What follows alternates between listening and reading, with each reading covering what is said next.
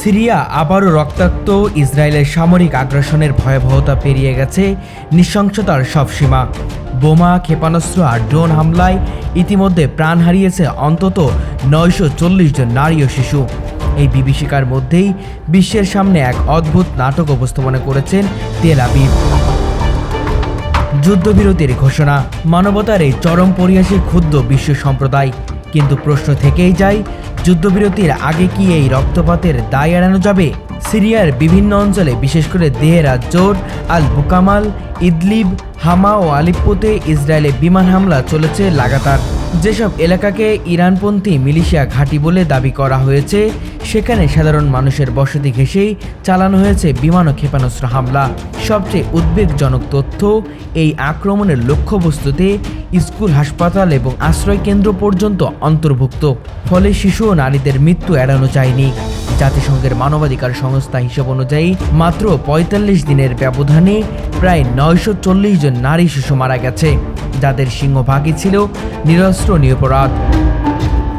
বিশেষজ্ঞরা বলেছেন, ইসরায়েলি আগ্রাসনের মাধ্যমে একদিকে সিরিয়ার ভেতরের প্রভাব বিস্তারের চেষ্টা করেছে, অন্যদিকে ইরানের ঘাঁটিগুলোকে টার্গেট করে মধ্যপ্রাচ্যে নিজেদের সামরিক আধিপত্য আরও পাকাপোক্ত করতে চায়। এরই মাঝেই হঠাৎ করে ইসরায়েল যুদ্ধবিরতির ঘোষণা দিয়েছে, যা বিশেষজ্ঞদের মতে একটি কূটনৈতিক চাল। আন্তর্জাতিক চাপে পড়ে কিংবা অভ্যন্তরীণ সমালোচনার মুখে এই ঘোষণা এলেও কেউই আশ্বস্ত হতে পারছে না, কারণ অতীতেও বহুবার যুদ্ধবিরতির নামে ইসরায়েল সামরিক বিরতি দিয়ে পরে আবার আগ্রাসন চালানো শুরু করেছে। তাই এই যুদ্ধবিরতি সিরিয়ার জন্য সত্যিকারের শান্তি বয়ে আনবে কিনা তা নিয়ে ব্যাপক সন্দেহ রয়েছে। বিশ্বজুড়ে মানবাধিকার সংগঠনগুলো ইসরায়েলের আচরণকে যুদ্ধাপরাধ হিসেবে আখ্যা দিচ্ছে। মানবাধিকার সংস্থা হিউম্যান রাইটস ওয়াচ এক বিবৃতিতে বলেছে যে রাষ্ট্র নারী ও শিশু হত্যা করে, স্কুল ও হাসপাতাল গুড়িয়ে দেয়, তাদের মানবতা নিয়ে কথা বলার অধিকার নেই। একই সঙ্গে জাতিসংঘের নিরাপত্তা পরিষদও ইসরায়েলের বিরুদ্ধে নতুন করে প্রস্তাব আনার আহ্বান উঠেছে। আরব বিশ্বের বিভিন্ন দেশে চলছে ক্ষোভের বহিঃপ্রকাশ। সিরিয়ার জনগণ চরম ক্ষোভ আর বেদনার মধ্য দিয়ে দিন কাটাচ্ছে। বহু পরিবার একসঙ্গে হারিয়েছে মেয়ে, স্ত্রী, শিশু সন্তানকে। কেউ আবার ধ্বংসস্তূপে দাঁড়িয়ে অপেক্ষা করছে প্রিয়জনের মৃতদেহ খুঁজে পাওয়ার আশঙ্কায়। এই করুণ দৃশ্য মধ্যপ্রাচ্যের সবচেয়ে জ্বলন্ত ট্র্যাজেডির প্রতিচ্ছবি হয়ে উঠেছে।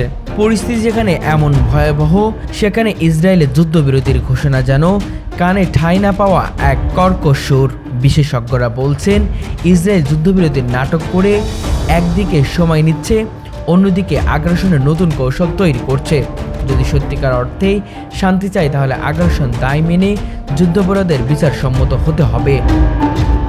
সিরিয়ার রক্তে রঞ্জিত ভূমিতে শান্তির বীজ বপন একদিনে সম্ভব নয়, কিন্তু যুদ্ধবিরতির ঘোষণা তখনই বিশ্বাসযোগ্য হবে যখন এর আগের রক্তপাতের বিচার হবে। নারীদের আর্তনাদ আর শিশুদের কান্না কোনোদিন ভুলে না যাওয়ার শপথ নিয়ে বিশ্ব ব্যবস্থা নতুন ন্যায় প্রতিষ্ঠায় এগিয়ে আসবে। এখন দেখার বিষয়, এই যুদ্ধবিরতি কি শান্তির সূচনা নাকি ভয়াবহ আগ্রাসনের সূচনা লিপি?